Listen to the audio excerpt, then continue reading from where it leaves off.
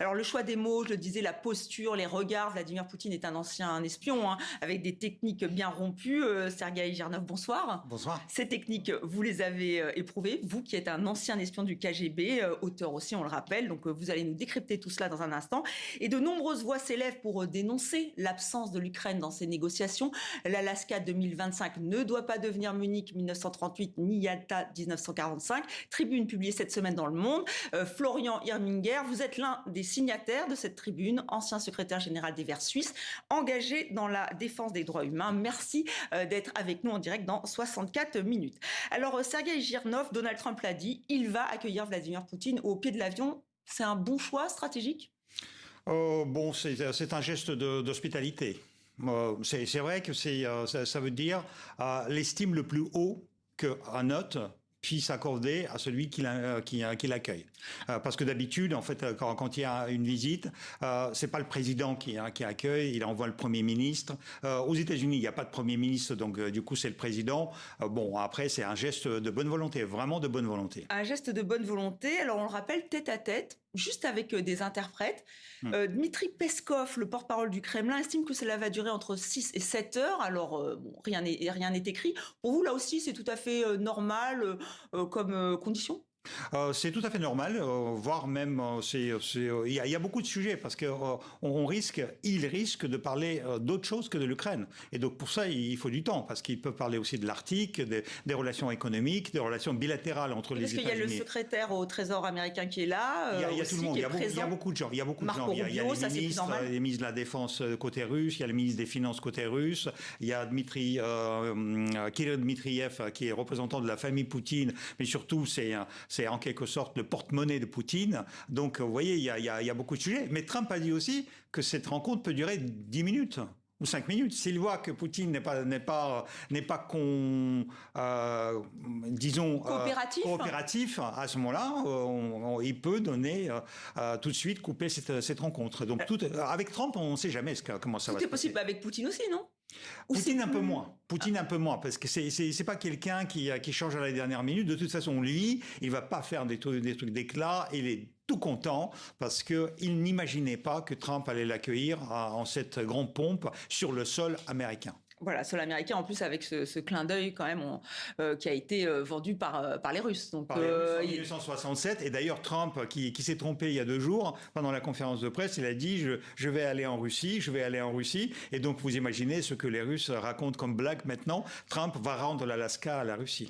Oui, et Donald Trump, pourtant, qu'il assure, hein, le Vladimir Poutine ne fera pas le malin. Il l'a dit, il a assuré que ça allait se passer vraiment d'une manière assez martiale, hein, virile, j'oserais dire.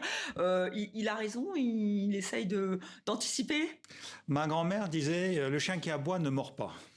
Et donc, moi, j'aurais préféré qu'il morde, parce que en fait, on lui a posé. Vous vous souvenez, il y a une semaine, il y avait le fameux ultimatum qui finissait le 8 août. Et on lui a posé les questions. Mais 8 août, c'est la fin de l'ultimatum, et en même temps, vous avez invité Poutine le 15 pour une rencontre. Est-ce que c'est la fin de l'ultimatum? Est-ce que ça le coupe? Il a dit non, je vais le faire. Il l'a jamais fait.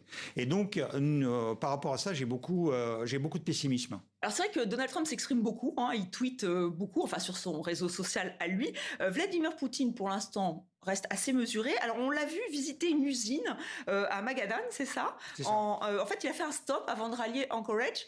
Là aussi, pourquoi? Pour montrer que la vie est normale, qu'en fait, bon, c'est une rencontre historique, mais il peut quand même vaquer à ses occupations? Oui, c'est un peu ça. Puis il y a autre chose aussi. Ça veut dire que c'est un tout petit peu rentabiliser le voyage, parce qu'en fait, le voyage il est de 7000 km à aller-retour 14 000 km.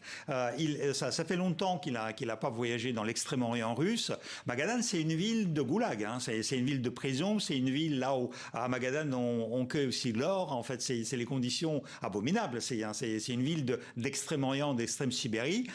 Il aurait pu voler d'ailleurs de Moscou, comme volent d'ailleurs les missiles intercontinentaux stratégiques. Ça veut dire par le pôle Nord. Et ça lui aurait écourté de 2 fois quasiment le chemin. Mais il a préféré s'arrêter. Il a préféré visiter cette usine. Il a préféré faire même un arrêt dans une arène de hockey sur glace. Moi, je m'attendais qu'il mette son uniforme. Mais ça fait 3 ans où il n'a pas fait de ski, il n'a pas fait de hockey. fait. Bon, juste pour revenir sur la doctrine Gromyko, voilà, ouais. Est-ce qu'il va appliquer cette doctrine? Alors, vous allez nous rappeler, elle est héritée de la diplomatie stalinienne incarnée par Molotov, mentor historique, exiger le maximum, ne jamais céder, menacer pour faire court. C'est ça sa technique? Oui, c'est ça. Gromyko était appelé dans les années 50-60 le monsieur Niet. C'est toujours d'ailleurs, c'est l'inverse de diplomate. Hein, parce que vous savez, la petite blague qu'on raconte dans l'école diplomatique, c'est qu'un diplomate qui dit oui, ça veut dire peut-être. Un diplomate qui dit peut-être, ça veut dire non. Et un diplomate qui dit non, c'est pas un diplomate. Et ben, Gromyko, c'était pas un diplomate. Ça veut dire que c'était un politicien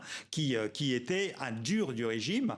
Mais c'est quelqu'un qui a changé à la fin de la vie. C'est lui qui a en fait pesé dans la balance de l'élection de Gorbatchev en 1985. Et pendant ce temps-là, il y en a qui s'inquiètent comme Florian Irminger qui nous attend depuis tout à l'heure, puisque je rappelle, vous avez signé une tribune et vous dites il faut aussi prendre en compte les Ukrainiens. Vous mettez en garde dans cette tribune du Monde. C'est ça, en fait, ce à quoi on assiste, c'est une sorte de poker menteur aux frais des civils.